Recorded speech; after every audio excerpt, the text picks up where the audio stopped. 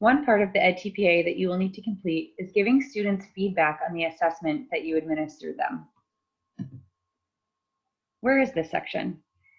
The information can be found in the Making Good Choices pamphlet on pages 30 and 31 under the subheading Feedback. So what is the purpose of the given feedback? The feedback helps students to understand how they performed on the assessment in relation to both the learning objective and the evaluation criteria. Feedback should not only highlight what the students did well, but also areas that they can improve. Where should I provide the feedback? There are 3 good examples of where feedback should be given. You can write right on the assessment itself. You can orally provide it within the uploaded video work samples, or you can attach separate audio or video files. However, it's very important to note that a description of the feedback in a separate file is not an appropriate form of feedback. What kind of feedback should I give? Please be sure that your feedback is clear, concise, and specific. So feedback given in the form of a percentage or vague comments such as good job and/or check marks are not an appropriate form of feedback. They're not clear because they don't help your student understand why they did a good job.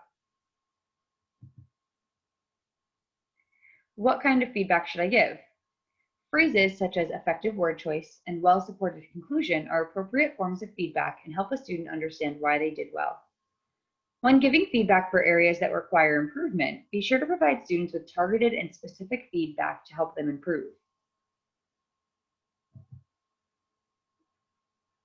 Explaining how your student will understand and use the given feedback.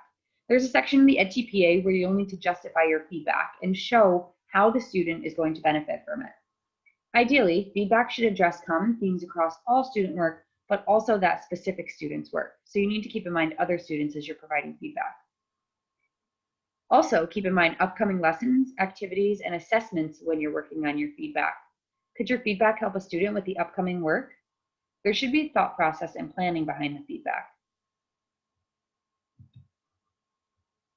Final thoughts to keep in mind. Your feedback and the explanation of feedback should clearly show that you've thought about how and when the students will apply the given feedback.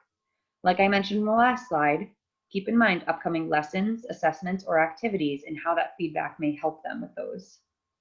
Feedback should always support or extend each student's learning.